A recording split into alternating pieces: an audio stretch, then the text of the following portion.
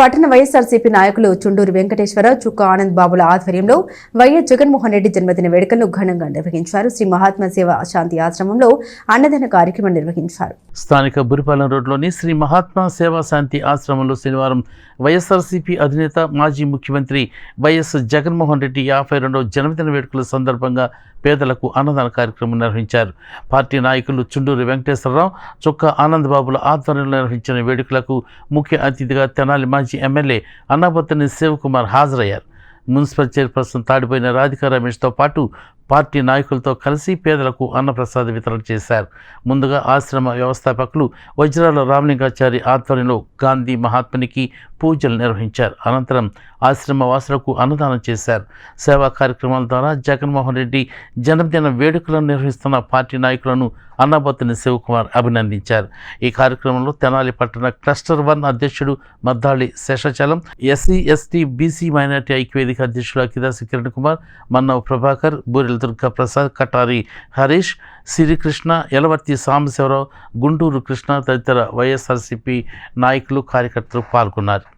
మాజీ ముఖ్యమంత్రి వర్యులు వైఎస్ఆర్ కాంగ్రెస్ పార్టీ అధ్యక్షులు శ్రీ జగన్మోహన్ రెడ్డి గారి పుట్టినరోజు సందర్భంగా అందరికీ శుభాకాంక్షలు. ప్రజల కోసం, ప్రజల కొరకు, ప్రజల చేత ఎన్నుకోబడిన మాజీ ముఖ్యమంత్రి వర్యులు జగన్మోహన్ రెడ్డి గారు ప్రజాస్వామ్యంలో తన శైలిలో ప్రజలకు సేవలు అందించారు. ఒక్కొక్క మనిషికి ఒక్కొక్క ఆలోచన ఉంటుంది, ఒక్కొక్క సిద్ధాంతం ఉంటుంది. ఆ సిద్ధాంతం అనేక రకాలుగా ఉండొచ్చు.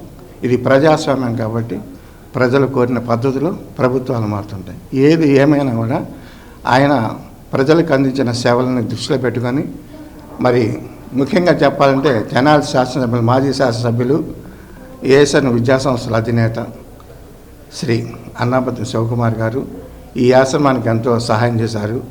ఈ సందర్భంగా వారికి ప్రత్యేక ధన్యవాదాలు తెలియజేస్తున్నాను.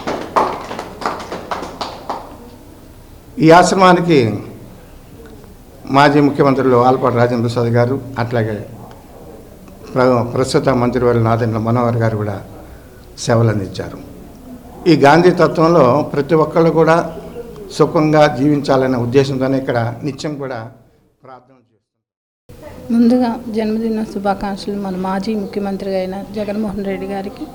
అలానే స్థిరస్థాయిగా పేదల మనసులో ఒక దేవుళ్ళలాగా గుడి కట్టుకున్నారంటే ఒక జగన్మోహన్ రెడ్డి గారు. అనేక సంక్షేమం ఇస్తా అన్నారు. అలానే చూపించిన దేవుడు ఎవరన్నా ఉన్నారంటే మన జగన్మోహన్ రెడ్డి. మరొకసారి జన్మదిన శుభాకాంక్షలు. ముఖ్యమంత్రి వైఎస్ జగన్మోహన్ రెడ్డి గారి జన్మదినోత్సవం సందర్భంగా వృద్ధాశ్రమంలో వృద్ధులకి భోజనం ఏర్పాట్లు చేశామండి. మరి ఈ కార్యక్రమానికి ముఖ్య అతిథిగా చేసినటువంటి మా మాజీ శాసనసభ్యులు అన్నాబత్తుని శివకుమార్ గారు, అలాగే పార్టీ నాయకులందరికీ పేరు పేరున నా హృదయపూర్వక ధన్యవాదాలు తెలియజేసుకుంటున్నాము.